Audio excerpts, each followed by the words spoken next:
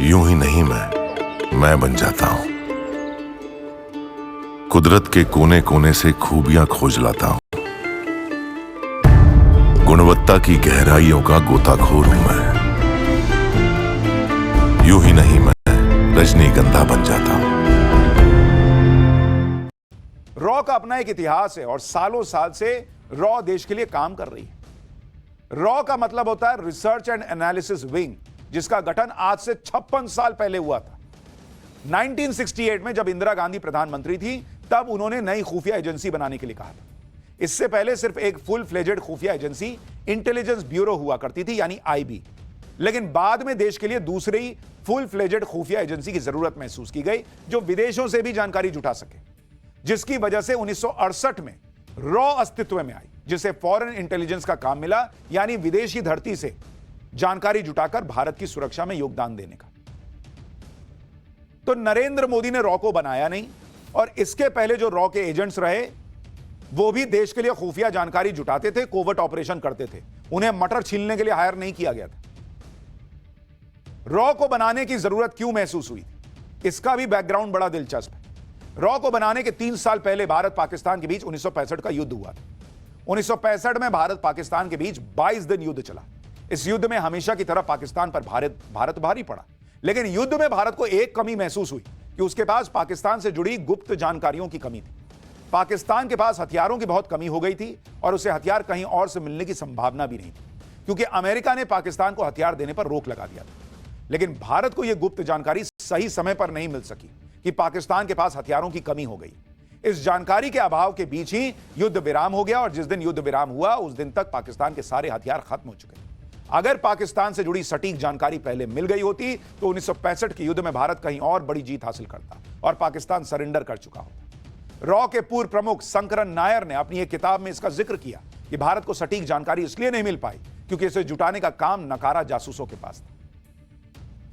इसी के बाद यह तय किया गया कि नई खुफिया एजेंसी का गठन होगा, जिसका काम देश के बाहर की खुफिया जानकारी को इकट्ठा करना होगा, कोवर्ट ऑपरेशंस करना होगा।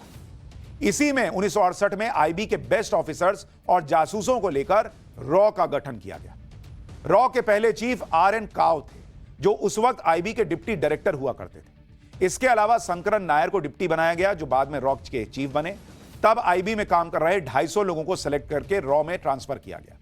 रॉ अपने एजेंट सीधे कॉलेज और यूनिवर्सिटी से ही सेलेक्ट कर लेती। शुरू में इसका मजाक भी बना, क्योंकि रॉ के लोगों के रिश्तेदार दोस्तों को नौकरियां मिल रही थी। लोग इसे मजाक में relatives and associates welfare association कहने लगे थे। लेकिन बाद में रॉ ने अपने सिलेक्शन का तरीका बदला और बहुत टफ एग्जाम कर दिया गया।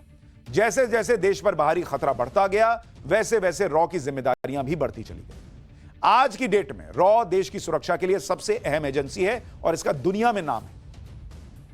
जो लोग खुफिया एजेंसीज के एजेंट्स को लेकर देश पर सवाल उठाने लगते हैं, उन्हें यह पता नहीं क्या कि एजेंट्स काम कैसे करते हैं और कैसे अपना सब कुछ दांव पर लगाकर देश के लिए काम करते हैं। बॉस, यहां देश में हर आदमी यह चाहता है कि वो एक रील भी बनाए ना, तो उसके मिलियन में व्यूज आ जाएं। हर आदमी पहचान के लिए मरा जा रहा है। और आप सोचिए कि रॉ के एजेंट्स ऐसे होते हैं जो जिंदगी अपनी लगा देते हैं बिना किसी को पहचान बताए कि वो देश के लिए इतना समर्पण भाव से काम कर रहे हैं। जान चली जाएगी तो भी नहीं बता सकते। कई बार तो परिवार को भी नहीं पता होता कि रॉ के एजेंट है उनके घर के लोग। ऐसे लोगों पर आप सवाल उठा रहे हो। रॉ पर आधारित एक किताब है, raw a history of India's covert operations. इसमें एक किस्सा बताया गया है। एक बार रॉ में काम कर रहे किसी एजेंट विक्रम सिंह को विशाल पंडित बनकर मॉस्को जाना पड़ा। इसके बाद उनके परिवार वालों को भी अपना नाम बदलना पड़ा। विदेश में सीक्रेट पोस्टिंग के दौरान उनके घर बच्चा पैदा हुआ तो उसका सरनेम भी नकली रखा गया और वो सरनेम पूरी उम्र उसके साथ चिपका रहा। ऐसी जिंदगी जीते हैं इस देश के खुफिया एजेंट्स। रॉ एजेंट्स की जब भी बात होती है तो रविंद्र कौशिक का नाम जरूर लिया जाता है। रविंद्र कौशिक के बारे में कहा जाता है कि रविंद्र कौशिक वो खतरनाक जासूस थे जो पाकिस्तान की सेना में मेजर बन गए। रविंद्र कौशिक राजस्थान के रहने वाले थे और एक एयरफोर्स ऑफिसर के बेटे थे। जब रविंद्र कौशिक कॉलेज में थे तब रॉ ने उनकी भर्ती कर ली। रविंद्र कौशिक को पाकिस्तान में अंडर कवर ऑपरेशन के लिए दिल्ली में 2 साल ट्रेनिंग मिली। इसके बाद 23 साल की उम्र में रविंद्र कौशिक नबी अहमद शाकिर के तौर पर पाकिस्तान चले गए। रविंद्र कौशिक ने वहीं पर कराची यूनिवर्सिटी से LLB की और फिर पाकिस्तान की आर्मी ज्वाइन की। उन्होंने पाकिस्तान में अमानत नाम की स्थानीय लड़की से शादी की, उनका एक बेटा हुआ। पाकिस्तान की सेना में रविंद्र कौशिक मेजर की रैंक तक पहुंच गए। 1979 से लेकर 1983 तक रविंद्र कौशिक ने अहम खुफिया जानकारियां भेजी। उन्हें इंदिरा गांधी ने ब्लैक टाइगर का नाम दिया था। बाद में रविंद्र कौशिक को पाकिस्तान ने पकड़ लिया था और वो करीब 16 साल तक पाकिस्तान की जेल में रहे। 2001 में सिर्फ 49 साल की उम्र में पाकिस्तान के मियां वाली जेल में ही उनकी मौत हो गई थी। तब तो किसी ने नहीं पूछा इंदिरा गांधी से कि अरे अरे भारत का एजेंट पकड़ा गया पाकिस्तान में, भारत की सरकार क्या कर रही है। बॉस, आप देश में विपक्ष में बैठे हैं, आपका काम है मोदी सरकार से सवाल पूछना, लेकिन कहीं तो एक लाइन ड्रॉ होगी, कहीं तो देश दिखेगा कि सिर्फ मोदी ही दिख रहा है। रॉ एजेंट्स के ऐसे गजब गजब किस्से हैं कि आप सुनकर दंग रह जाएं। एक बार तो रॉ एजेंट्स ने एक बाल से पता लगा लिया था कि पाकिस्तान एटम बॉम्ब बना रहा है। यह बात 1974 की है, जब भारत ने पहली बार परमाणु परीक्षण किया था।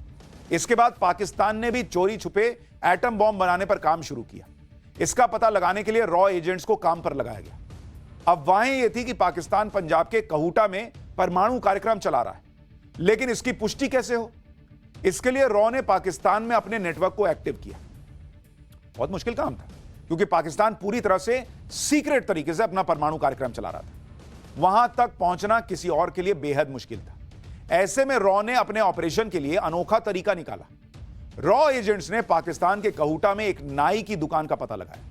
यह वही दुकान थी जहां पर पाकिस्तान के परमाणु वैज्ञानिक बाल कटवाने आते थे। नाई की दुकान में एक वैज्ञानिक के पीछे पीछे रॉ के एजेंट गए।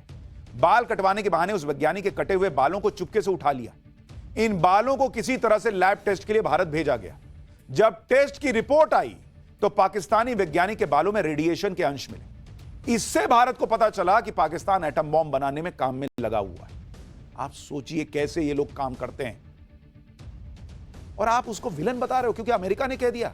अरे आप भारतीय हो क्या अमेरिकी हो बॉस? इसलिए मुझे लगा कि यह चैप्टर आपको दिखाना चाहिए, और इस देश में जितने खुफिया एजेंट्स काम कर रहे हैं ना, उन सबको सल्यूट करना चाहिए आपको। और अमेरिकी कोर्ट में वकील यह कहकर पन्नू का समर्थन कर रहे हैं कि वो एक पॉलिटिकल एक्टिविस्ट है जो अपने बोलने की आजादी के अधिकारों का इस्तेमाल कर रहा है, और इसके लिए उसे खामोश करने की साजिश की गई।